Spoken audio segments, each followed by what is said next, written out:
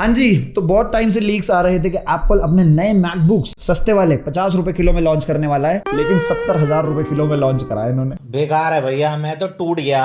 अगर तुम्हारे दिल में आंधी और जेब में गांधी तो खरीद सकते हो, बाकी मैं जा रहा हूँ। खैर, एप्पल की तरफ से मार्च के फर्स्ट वीक में सारे ही प्रोडक्ट लाइनअप लॉन्च हो चुके हैं, चाहे वो आईफोन हो या आईपैड्स या मैकबुक एयर प्रो वाले, मैक्स वाले, यहाँ तक कि नियो सबसे सस्ता मैकबुक 70,000 रुपए में वो भी लॉन्च हो चुका है। इस वीडियो में आप लोगों को सारी चीजें बताऊंगा कि क्या क्या चीजें आई हैं, क्या क्या नए नए अपग्रेड्स किए गए हैं। तो पहले बात कर लेते हैं आईफोन के बारे में। यस, आईफोन 17e लॉन्च कर दिया गया है। 16e की तरह ही है, बहुत बड़ा डिफरेंस नहीं है। 65,000 के प्राइस पॉइंट पे लॉन्च किया गया है। डिस्प्ले वगैरह सारी चीजें सेम है, उसमें भी 60 हर्ट्ज थी, इसमें भी 60 हर्ट्ज है। एक छोटा डिफरेंस है, वहां आपको सेरेमिक शील्ड का प्रोटेक्शन मिलता था, यहाँ आपको सेरेमिक शील्ड 2 का प्रोटेक्शन मिलता है। काफी स्लिम ट्रिम फोन है। आपको चिप मिलता है एप्पल का A19, 16 वाले में A18 मिलता था। जहां आईफोन 16e में आपको 128GB से बेस वेरिएंट स्टार्ट होते थे, यहाँ 256GB से स्टार्ट हो रहे हैं, तो ये अच्छी चीज है, स्टोरेज ज्यादा मिल रहा है। प्लस बैटरी बैकअप भी अब आपको ज्यादा मिलने लगेगा, यानी जो प्रोफेशनल यूजर्स हैं और बजट में फोन चाहते हैं, भाई इसमें आपको C1X का मॉडल मिल रहा है। आईफोन 16e में C1 मिलता था, यानी यहाँ बैटरी बैकअप ज्यादा रहेगी आईफोन 17 एंड 16e से। रियर में 48 मेगापिक्सल का कैमरा मिलता है, अल्ट्रा वाइड एंगल वगैरह कुछ नहीं है। फ्रंट में 12 मेगापिक्सल का कैमरा है, बाकी सब रेजोल्यूशन, रिकॉर्डिंग्स वगैरह एंड पिक्चर्स आप देख सकते हो काफी डिसेंट है। रिकॉर्डिंग्स, रेजोल्यूशन वगैरह सब सेम है। तो अगर आपको समझ में नहीं आ रहा कि 17e किसको लेना चाहिए, तो यार आप में से जो लोग पहले आईफोन खरीदते थे 8 प्लस 9 तो लॉन्च नहीं हुआ ना, 10 और X वगैरह, तो उस टाइम पे आईफोन सस्ते आते थे, लेकिन अब आईफोन हो चुके हैं बहुत महंगे, तो इन्होंने बजट को कवर अप करने के लिए एक सस्ते आईफोन लॉन्च कर दिए हैं। यानी 10,000 रुपए के फीचर्स में 55,000 रुपए आईफोन के लोगों के दो और आईफोन बजट आईफोन लेके अपने घर जाओ।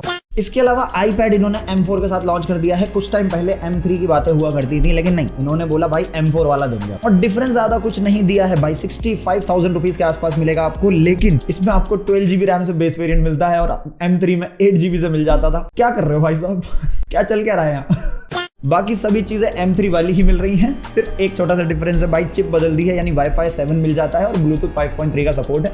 तो देख लेना आपको अपने हिसाब से लेना हो तो।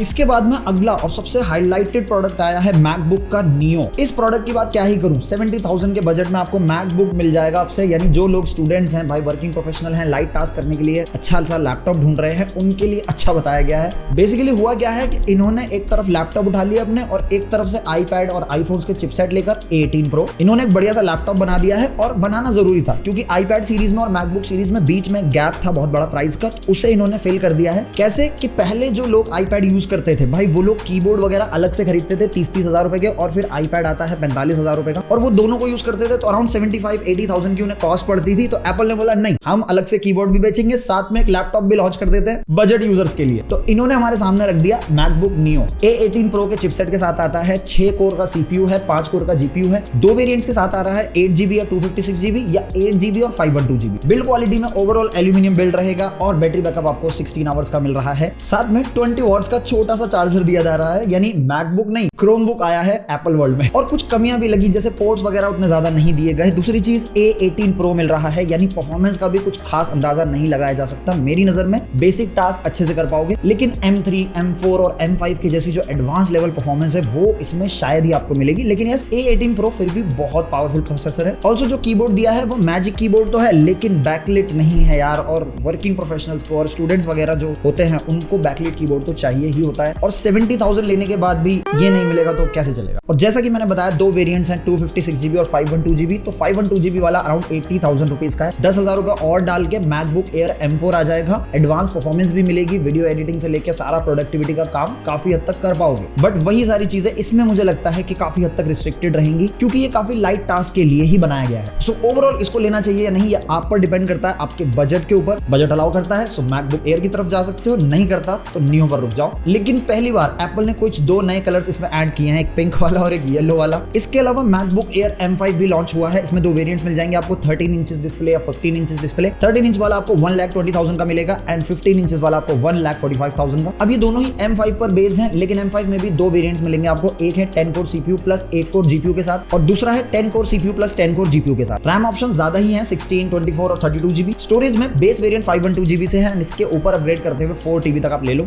अप टू 18 आवर्स का बैटरी बैकअप मिलेगा एंड अडेप्टर ऑप्शंस दो हैं, आप 35 वॉट ले लो या 70 वॉट। एंड ओवरऑल देखा जाए तो मैकबुक एयर सीरीज ही हमेशा से इंडिया में बड़ी फेमस रही है, हमेशा बजट यूजर इसी को प्रेफर करते हैं। अब देखना ये है कि मैकबुक नियो को प्रेफर करते हैं या मैकबुक एयर। इसके बाद है भाई हमारा MacBook pro M5 pro and M5 max. ये एक अलग ही लेवल के यूजर्स को टारगेट करती है, मतलब जो लोग 3-4 लाख रुपए के बजट में लैपटॉप्स खरीदते हैं, जिनका की वीडियो एडिटिंग से रिलेटेड काम है, हैवी प्रोडक्टिव काम है, ML का, AI कोडिंग वगैरह जैसे टास्क, उनके लिए स्पेशली डिजाइन किया जाता है। इसमें भी 2 वेरिएंट्स रहते हैं, एक 14 इंचेस दूसरा 16 इंचेस, और इन दोनों में भी आपको 3 अलग अलग वेरिएंट्स मिलेंगे। चाहो तो M5 के साथ ले लो, M5 प्रो के साथ एंड M5 मैक्स के साथ। 14 इंचेस में अगर आप M5 प्रो लेते हो तो आपको मिलेगा 2.5 लाख का, एंड यही M5 मैक्स लोगे तो आपको मिल जाएगा 4 लाख का। सेम चीज अगर आप M5 प्रो 16 इंचेस में लेते हो तो मिलेगा 3 लाख का, और यही अगर आप M5 मैक्स लेते हो तो 4.3 लाख तक इसका प्राइस जाएगा। बाकी रैम वगैरह, स्टोरेज और डिस्प्ले में कितना ज्यादा कस्टमाइजेशन कर रहे हो उसके अकॉर्डिंग प्राइस और बढ़ेगा। और M5 प्रो तक तो चलो ठीक भी है, लेकिन M5 मैक्स बहुत अल्ट्रा रिच लोगों के लिए बना है। इसके अलावा एप्पल ने स्टूडियो डिस्प्ले भी अनाउंस कर दी है, जिसमें 2 वेरिएंट्स हैं, स्टूडियो डिस्प्ले और studio display XDR। Studio display वाला आपको 1,90,000 से स्टार्ट हो जाता है और studio display XDR 4 lakh rupees से स्टार्टिंग है। दोनों ही 27 इंचेस की 5K डिस्प्ले है, 5120x2880 का रेजोल्यूशन मिलता है, लेकिन 2 लाख वाली डिस्प्ले 60 हर्ट्ज की और 4 लाख वाली 120 हर्ट्ज की। चल क्या रहा है,